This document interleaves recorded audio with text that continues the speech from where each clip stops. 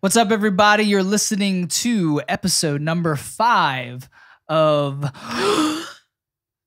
Just Breathing with Laud Lungs. I'm joined by my wife, Brittany, again, and we are going to get into... This is our third time recording a podcast tonight. Because, so the first time, the camera... So did you know that cameras have a 30-minute shut-off time?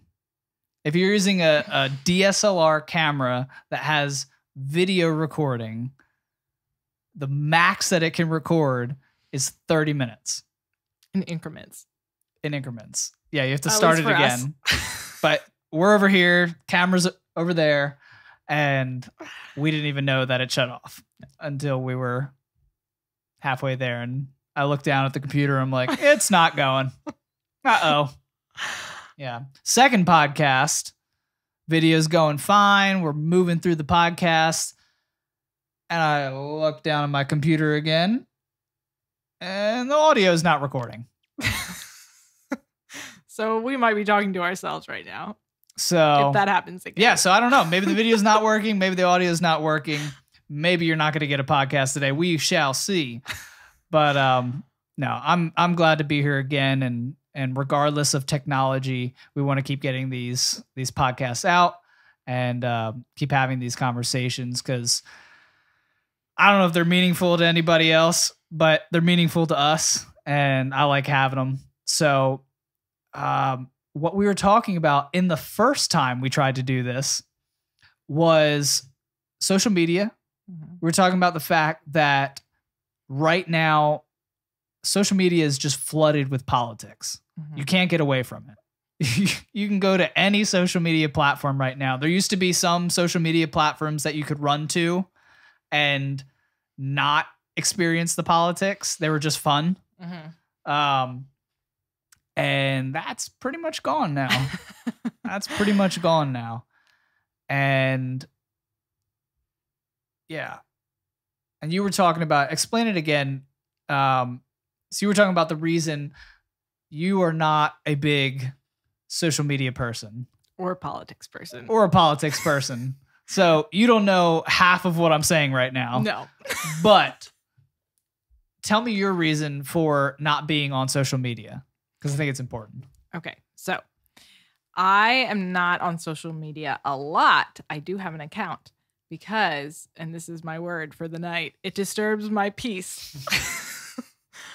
You're gonna hear that a lot. When I'm on social media, I don't want to respond to a lot of people, because I feel like then once I do that, then I have to like maintain that and respond to everyone that like posts that I talk to every day, and then that just seems overwhelming to me. And also, I don't want to get caught up in comparing myself with other people, because then that's also overwhelming to me, because then I'm like, oh wow, look how far I am not. Yeah. And so yeah, so that all is overwhelming. I am easily overwhelmed if you haven't figured that out yet. So I kind of go on there just to be like, just to see if there's anything new. But where does that overwhelmed come from? Because we have completely different personalities. We come at things very differently. So when you say disturb the peace, I'm thinking that means disrupt a routine. So my personality is all like about other people and my peace. That makes sense. So like if other people are, if I'm disrupting them and I know it, that will disturb me. So let's keep the peace between everyone around me. Then I can be at peace. So if I'm on social media and I'm like commenting on just a certain amount of people, I'm in my own head, might not be real, I'm thinking, are other people upset that I'm not commenting on theirs? Or when people, like if I post something, that could be a potential conflict, because if I post something and then someone's like, oh, wow, you know, you look so great, or that looks so much fun, I don't want to have to respond to that. Because then if I respond to that person, then I have to respond to everyone. So it might be better that I just don't post anything at all. So that's inside my head. That sounds terrifying. Yeah. So That sounds like, okay. So my personality, I think none of those things. I mean, I do think about my responses to people, and I do think about, what I say, but not to who I say it to, or the amount of people that I say it to. That sounds so stressful. Yeah, that's why I just you just don't do it. I just browse. Yeah. I look at the people that I really maybe care about, and then I don't even comment on them usually. Sometimes I do. Okay. But then I'm like, if they don't know that I looked at it, then I don't know. Yeah, no. Hey, this makes a lot of sense with your personality.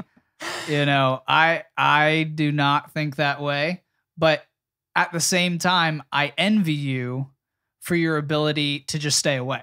Yeah. My personality is I have to know things. I have to know what's going on. I have to kind of get the newest knowledge that's out there. That's a good trait.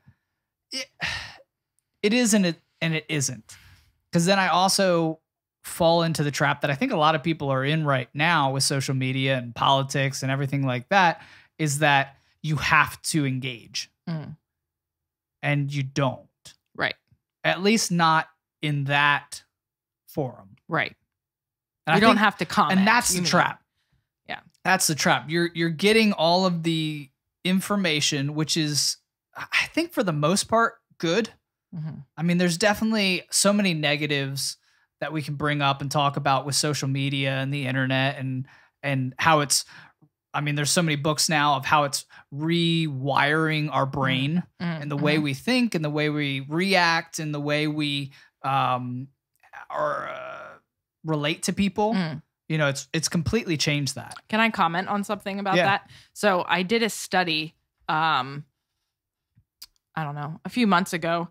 I didn't do the study. I was learning about this study, but they were saying that quiet time, like when you're not watching something or listening to something or having your mind actively like entertained or whatever, when you just have that quiet, that's really good for you because it helps you. Like, you need to learn how to understand your thoughts and how to organize or navigate your thoughts. And what I mean by that is they were saying it's very healthy to have a thought come to your head. Yeah. And for you to not just let it pass you by or let it dictate you. You need to let it come to you and you need to say, oh, that was a thought I had and maybe it's not true. That's okay. Yeah. Or it comes at you and you say, that is a destructive thought and I had that and that's okay, but that's not going to define me. So you're saying we shouldn't scroll? Yes. But I think we're so used to having things thrown at us. We aren't engaging ourselves. Yeah, we're not. Right. Like, we're not thinking about what we think. Yes. About what we are visualizing. Right. And reading about or taking in. Yeah. And it's also very healthy for your own personal well-being to be able to navigate your own thoughts, especially when they're about yourself. Yeah. That way you're not just taking on false information onto yourself. Right. And you're able to kind of process a little bit better. It's you're processing what you're thinking and not just letting it dictate you or mean nothing to you. And you're not really, I don't know. I just thought that was interesting. I'm probably not explaining it well, but no, I think that's a really good point. I mean, it's a ancient point in terms of think before you speak, right? But I think that's such a good lesson, a good discipline for dealing with what we receive on social media. I know what I fall into sometimes is if you learn about a specific subject and then you go and you sort of lily pad hop to all your favorite opinion pundits, and see what they think about that same issue. Yeah. You already know the issue. What do you think about the issue? Yes. And I'm totally guilty of that. I don't usually sit, reflect, and say, okay, so this happened. I think it's a big deal. Is it a big deal? Right. How does it affect my life? Does it affect other people's life, or is it completely unrelated to me and it doesn't affect my life one way or the other? Right. Wow. Yeah, that's an amazing tool if we could use that with social media to really, as we take in this information, say, what is this to me? Right. And not always from a selfish perspective. No. What is this to my life? What is this to those around me? What is this, or what is my actual opinion on it and why? Right. I think of a conversation I had with a friend. You were there actually. A while back. It doesn't matter. Anyway, she was saying something. She had an opinion about a song. Yeah. And so just a little bit of history about me. I used to, in an unhealthy way, hear like other people's opinions or just hear whatever. And for the most part, I would kind of do what you were just saying, in that I would just believe it, or I would believe the other opinion that I heard somewhere else.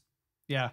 And I would never I didn't give myself credit to think that I could find a different opinion. Wow. I just thought that's either right or it's wrong, and someone else's opinion is right. Whew. And so now I've been learning, now as I'm becoming older, that I can have an opinion. And so now, anyway, so my example is my friend was talking about her opinion of this song, and it was a good opinion. Right. There was nothing wrong with it. But it didn't fit well with me. It didn't sit well with me. And so I had to take the time to think about it, because I was like, why does this not sit well with me? Is this true, or is it not true? Or may we never know, and it's just my opinion, and I want to know what my opinion is. Well, that's the thing. Are you just afraid are you still afraid to have an opinion? So I don't think maybe it was there and I don't know. I don't think I'm afraid to have opinion. I think for myself, you're more discerning than me, but for myself, I have to really think things through. So I had to think through what I thought, and I had to shift through all the different opinions that I already know that other people have to figure out what I thought about this. And then I came to a conclusion which was differing than hers, but I felt good about it. I could see her point of view, and then I understood why I disagreed with it and why I had this other opinion. Right. And I think that that's healthy for us to do. It is healthy. I think a lot of times it's easier to just grab someone else's opinion that's closest to yours, and you didn't take the time to figure out what yours is. Well, even just taking the time allows you to form an opposing opinion. Right. Which is different than just disposing of the other's opinion. Right. Because I don't think that all opinions are right. Right. I think there are right opinions. Mm-hmm. But if you can't have those opinions oppose each other, you'll never actually get to a definitive answer. Right. Right. You'll just either throw out one or the other. Mm-hmm. You have to allow them to, like you did. You really said, okay, what do I think? What does this other opinion from the friend bring to that thought process? And then you worked it out, and you were able to come to your own. And that's a really good thing to do also, because sometimes this is not all the time, but sometimes the issue is not like a clear-cut thing. So you can have lots of different opinions on things, and it's good to see it from different angles. But yeah. That's a whole nother conversation. But okay, let's go back to one of the other things you said when you were trying to find a peace. You didn't want any disruption to your peace.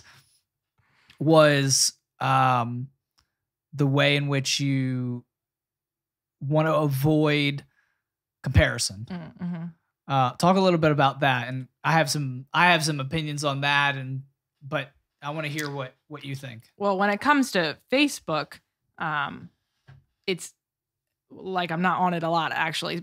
But when I am, especially Instagram too, it's easy to look at other people and get caught up in how you don't measure up to them. And then you almost find yourself being jealous or regretting or wanting to do something else that is not practical for you to pursue, just so that you feel better about yourself. Right. Or you look better to other people, instead of actually just going forward in what it is that God has called you to, or that are your goals that you're already walking in. So yeah, for me, I don't want that added pressure. That's enough. I have enough pressure. I don't want to add unnecessary comparison onto it. Yeah. Yeah. And that's so healthy. Yeah. That's so healthy. And I know I personally, I struggle with that a lot. Now yours is more like, just so I can kind of get a sense, what types of comparisons do you usually make? Is it of people? Is it of like scenarios, situations, lifestyles? Well, for me, usually the first thing that you always see like these beautiful people on there. So that's always something you compare yourself with. Yeah. And then also usually talent gets me. I'm like, oh man, that person's so talented. And then I feel less than, which is not true. Like that person is awesome with their talent and they're using it great. That's awesome. And I also have gifts and talents that are being used and that God is using through me. And so that's awesome. But it's still easy to compare. Yeah. And that we should never, I should never do that. I don't like doing that. And so that's why I try to stop that. As soon as it starts to come into my head, I try to put a stop to that. But, those are usually the two major things. Like there's so many like pretty houses and, things are so clean, that doesn't necessarily make me compare, but it does make me a little bit unhappy because I like to be clean and I would get rid of almost everything if I could and live so minimalistic. But you can't do that with kids. So, I mean, you can. We have sticks outside and grass. That's true. But in the winter months and clothes, oh my goodness, clothing. Yeah. You're saving clothing for when they grow out of it, which will be just in a few months. I know. It bothers you. Yes. I just want to have little. One day they'll stop growing. We're very blessed, but yeah, the stuff adds chaos to my heart and mind in the house. It's a common theme. It's a common thing. There's a pile-on effect that happens in your mind. Yes, yes. And it stresses you out. And it's stressing me out. just hearing about the way that your mind works and the way that it just sort of keeps expanding. You're just like, if I comment on that one person's picture, then that other person will think I should comment on theirs. And if I like that, then I have to like that other person. And if I reply, then it's just like, it's terrifying. It's like a nightmare experience. Welcome to my head. Yeah. But that's okay. Because you also care about people way more than I do. I don't think that's true. I care about people. You care about people. You just go about it a different way. Right. You care really about what people think. I care about people meeting their physical needs. Right. I love being the type of friend that, you need help moving, I got you. Right. You need help picking this up, I got you. You need help, whatever it is. I'm the type of person that I want to be there for that person. Right. I don't care that much about what they think though. I want to be there for them in their emotional need. Yeah, no. Nope. I can't even be there for myself with my own emotional needs. I mean, I don't even think about that stuff. Yeah. Exactly, though. That is why I have you. Because you think about that stuff, which reminds me that I probably should think about that stuff. And it's all good. But yeah, no, the comparison thing, going back to that, I think that is an issue that is so pervasive right now. And it starts so young. I think that's what has been scary to me. I've listened to some neuroscientists, and I've listened to some journalists that have done studies on social media. And I think I've told you this before, but the way that depression and has been directly correlated with the rise of social media. Mm-hmm. I mean, depression is a real thing. There are definitely people that have struggled with depression well before social media, but it's risen dramatically in the past, I don't know, 10 years or so. And scientists have been able to really correlate that with the rise of social media. Right. And we've always had it, talk about comparison in terms of lifestyles or bodies or your face or, anything like that. I mean, that's been around forever, magazines and books and different things like that, but not to the extent that it is on social media.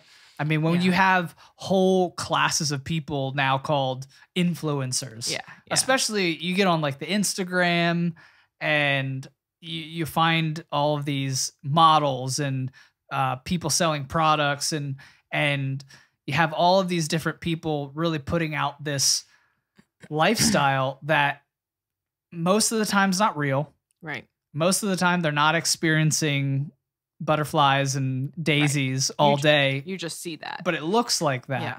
And it's like, why does everyone, I'm sure this is what people are thinking, why does, I've thought this, why does their life look so good? Right.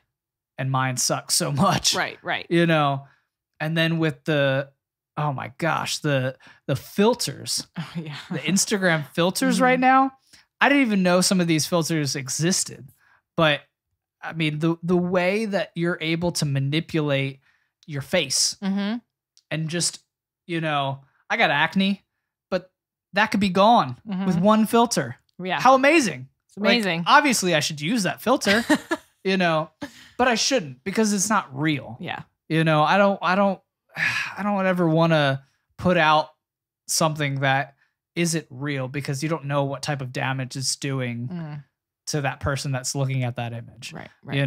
But that's the culture right now. And that's what we have all over social media. Yeah. And it's scary. It was funny. I listen to Joe Rogan sometimes, the Joe Rogan Experience, and he was blown away because he has daughters, and his daughter was taking pictures of him at a restaurant, and she, he made this like, really silly kind of, what do you call the duck face or something? Oh, I don't know. I don't know. All the girls are like, oh yeah. What is that? What is that? Yeah, it does have a term. I can't remember. It's probably not duck face. That's probably really derogatory. Lips. I'm sorry. It's something derogatory. It's something lips. I can't remember what it's called. Fish lips? I don't know. No, not fish lips. That's probably bad too. Stop making up names. I know. Whatever. We'll have to look it up. Yeah. I can't remember. But so he made this face. She took a picture of him, ran it through one of these filters, and then showed him. Oh no. And it looked like a 15-year-old girl. Oh my goodness. That's crazy. And he's like a burly, scruffy, bearded, man. And he looked like a 15-year-old girl. That's creepy. After one of these apps. Whew. Yeah. I mean, it's scary. Wow. What you can do right now. And the fact that we don't have any education for kids really scares me. Because I think parents don't really have time to sit down with their kids, especially the parents that are both working. Yeah. The parents that are, the kids are in school right now. They're in virtual school. Right. And they don't have time to sit down and explain Facebook to them. Right. They don't have time to sit down and say, hey, these are the things to watch out for. Right. These are the things you're going to see once you're on these platforms. Right. Be careful. Right. And what is it, to really explain what is the purpose of this? What is the purpose? What are you using this for? To help answer that question. Because here's my I thought you were asking that as like a overall question, and I was like, But here is my question. I don't know. I do have a question for you. When we post things, right, what is the goal when you're posting something? Now, part of it is just to share like part of your life. But like when you're always posting like pictures of yourself, like I see these girls always posting like poses and pictures, and what is the goal there? I'm not sure actually. Yeah. I can put guesses out there, but like I think the goal is probably not a healthy one. I don't know. I think so. That I'm saying that because that's part of what we need to explain, like to our kids. Yeah. Like what is the purpose of this, and stay within the purpose. Right. Like if you're starting to, social media can be powerful tools. Right. I mean, we've seen it with the rise of Twitter, and I mean, you had the Arab Spring, which was all of these Arab nations using Twitter to basically revolt against some of the dictators in their countries. Wow. So Twitter is a cesspool, and I do not use it, but it doesn't negate from the fact that these tools, if used for good purposes, can be awesome. Right. You know, and these tools are so great. I mean, we're using these tools to share these podcasts. Right. We're using these tools to do all of these things that we're doing.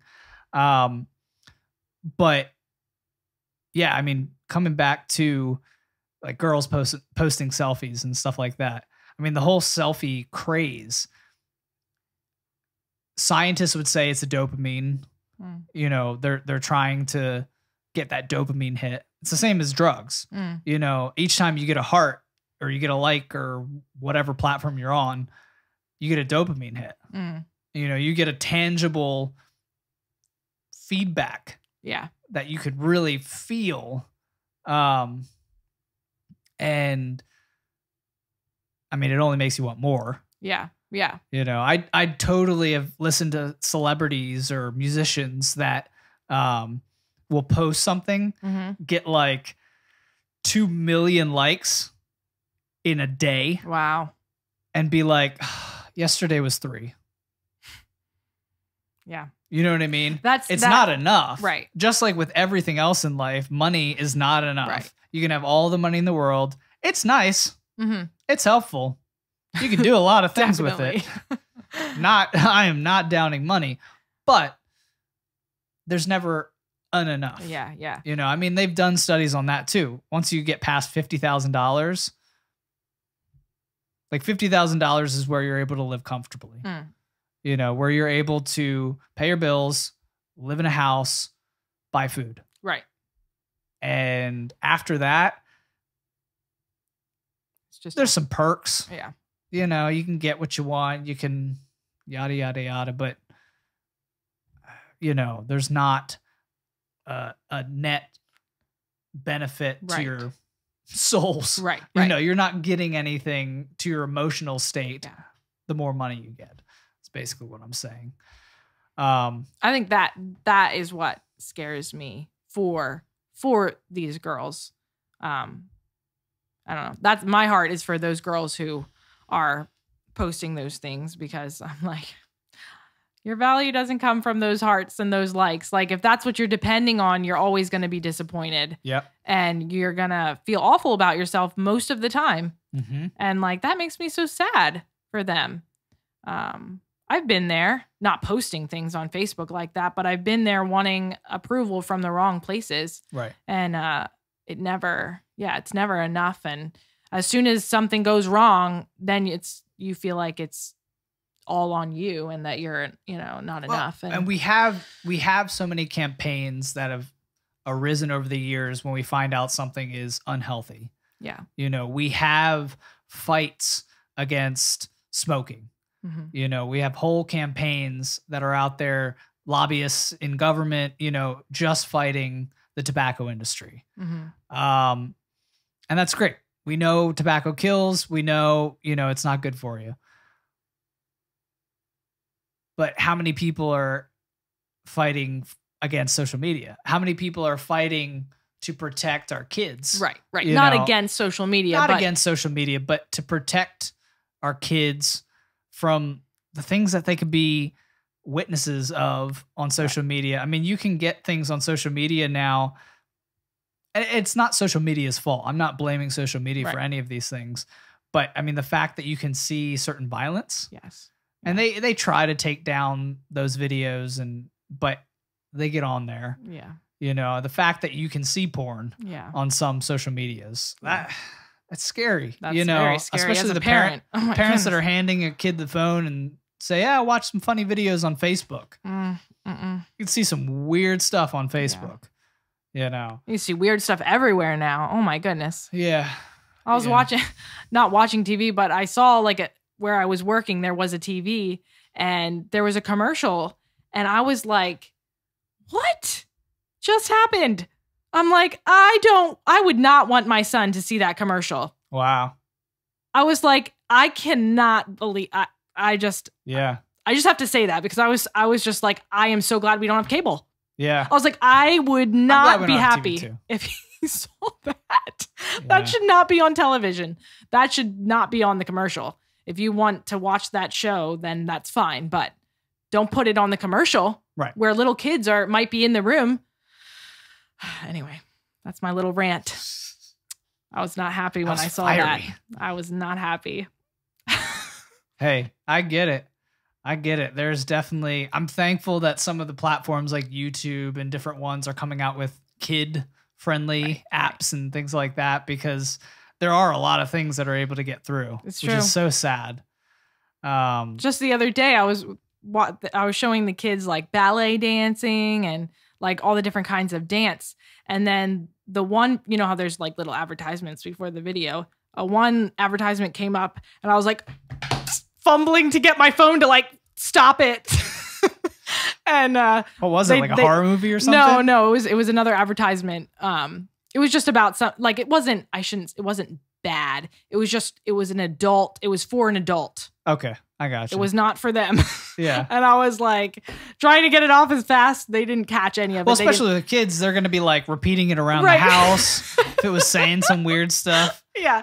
So them talking about the latest Viagra commercial or something. They didn't catch anything, but I was like, oh my goodness. Yeah. I was like, so now I need to like watch the short advertisement clip like on quiet. But I know so many parents. Oh my goodness. And this isn't a knock on parents. This is just what it is.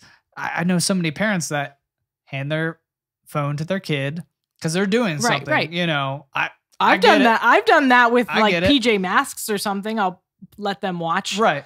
But parents now will be on YouTube and they'll say, "Hey, watch this kid's video," and then the kid's clicking through, and you're like, "What are you watching?" Right. You know. So yeah, it is. It's such a difficult thing, but I think coming back to the beginning of the goal, I think should be for everybody to start to take a look at these things, be mindful of what you're receiving, think about it, develop your own thoughts, really understand, what do I think about what I'm seeing? Even if it's comparative, even if you're seeing a friend that is looking a little better than you, right? Or is, in my case, it's usually my friends that are putting out music or are, doing something else that I'm definitely proud of them for, right? But a little envious, yeah. But being able to take even that and bring it back to a reflective place and be like, okay, if that's something that's meaningful to me, and I think we talked about this on an earlier podcast, how am I going to shape my life so that I can accomplish those same things? Right. If that is a part of where I need to be going in my life. Yes. And maybe I'm just not there yet. Yeah, but I should be, or not. Mm-hmm. Or I reflect on it and I say, I don't want that. Right. You know what I mean? Right. I don't want that. Yes. Why am I even thinking these thoughts? Yes. And at least then the thoughts can just be, boom, gone. Right. Not for me. Right. We already worked through that. Right. Right. But yeah, social media is a hard one. Social media is a real hard one, especially right now with all the politics, all the division that really just, I think that's, I don't know if America is as divided and I really mean this. I know it seems like America is very divided right now, and I get it. And I've had those feelings, but then I've also been with friends, and then I've also been to church, and then I've also been out, just in regular places, and I don't see that division. Right. That we're told is happening on social media, or we're told is happening in the news, or we're told is happening. So we have to be so careful. Yeah. We have to be so careful of how we take in that information and really apply it to our worldview. Right. Are we taking that division and are we saying, yes, we're divided, so I must act like it? Right. That's the scariest thing to me. I don't want to act like it. Yeah. I want to act like we're Americans. Yeah. And I want to love on my fellow Americans, and I want to, help my fellow Americans. I want to do everything I can to make the greatest country on earth better. Right. So, yeah, I think there are definitely things that maybe we can do another podcast at a later time and just talk about maybe I'll look up some ways that even myself, either I've already taken action to sort of curb and put some boundaries on my own social media use, and maybe we can just talk about some other ways that other people have done it, right? And just give people maybe some practical tools. But I think that's so necessary, especially in this time, right now. But all right, well, I think we're gonna wrap it up right here. All right, guys, thank you for listening to this podcast. And like we said, we're going to come back to this topic, I think, in a later episode. Hey, if you know of some ways that you have put some boundaries, put some limitations on your social media use, how you follow people, how you, limit the comparison game that happens with social media, let us know in the comments on YouTube. Comment on this video on social media when it's shared. Send us a DM if you want to share some of your own personal thoughts on this subject. We would love to hear from you, respond to you. But we will see you on a later episode. All right. Bye.